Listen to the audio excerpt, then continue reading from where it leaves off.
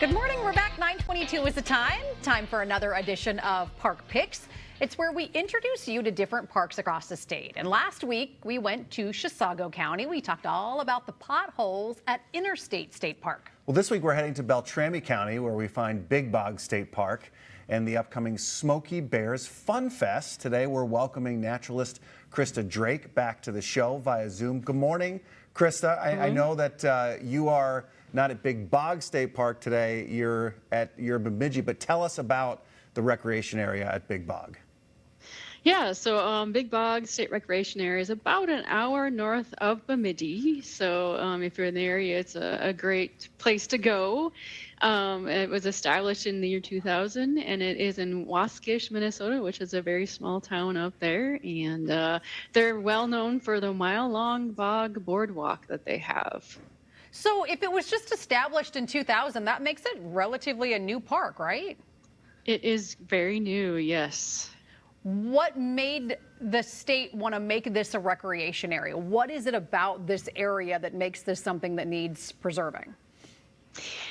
Well, first, in Red Lake, there was actually a walleye crash in the late 90s. And so citizens of Waskish got together and they were kind of wondering, how do we bring people to the area? And so they decided to make a state recreation area there.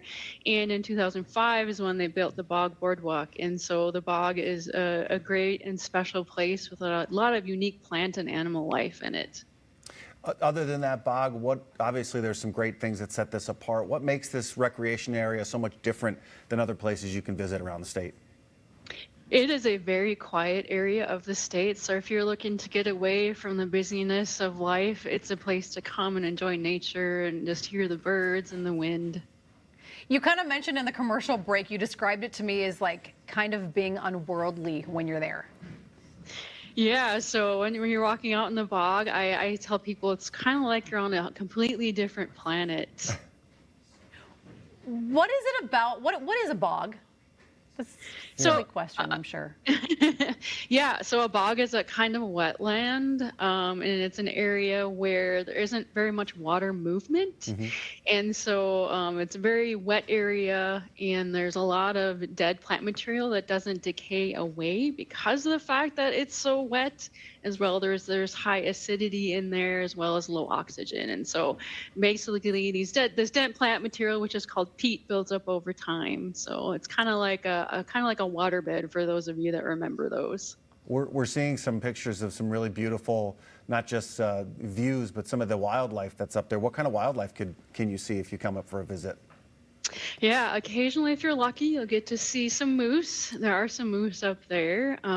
Beavers, like pictures you have here, foxes. There's coyotes, as well as otters and wolves, especially in the wintertime, like to traverse the bog looking for snowshoe hare and things like that. And there's also bobcats and some special owls, like the great gray owl and the northern hawk owl as well.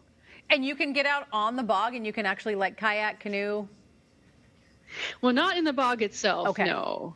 Yeah, there's just the boardwalk. You stay on the boardwalk when you go out there. But they are on the Tamarack River and Upper Red Lake, so there's opportunities there. Gotcha. We've talked about the summer activities. You mentioned really quickly that during the winter, too, you get visitors. What can you do up there during the winter? Yeah, there is a snowshoeing, and ice fishing is kind of the #1 thing to do up there in the wintertime on Upper Red Lake. And there's something going on next weekend, the Smokey Bear Fun Fest? Yes. It is our 3rd annual Smokey Bears Fun Fest, and it's a fun event where you get to learn about fighting wildfires. So there'll be people there with wildfire fighting tools as well as trucks. You'll get to learn the story and the history of Smokey Bear, as well as fire towers, because there is a fire tower up there. So basically you follow a treasure map, pick up little treasures along the way, and find out what special treasure is where X marks the spot. And can you climb the fire tower there? Is it open to the public? You can, yes. It's open during office hours. So nice. That's probably a really good climb. I've climbed a couple of those. Not that one, but I've climbed. It's a workota to get up to the top of this. Does it sway at the top in the wind? It does sway in the wind, yes. I bet. What is it, Christa, that you think people are most surprised about when they come visit the park? Is there something that always surprises people that they didn't know? Well, I'd have to say again the unique plant life that is out in the bog. There's the roundleaf sundews and the purple pitcher plant, which are carnivorous plants, as well as all sorts of orchids to come and see up there, like the grass pink, as well as the rose begonia and the showy lady slippers and things like that. So there's actually a lot of life in there, even though it doesn't look like there is. I'm sure the park would give you a full day's worth of activities, but if you wanted to do other things, make it a multi-day trip, what else can you visit coming up that way?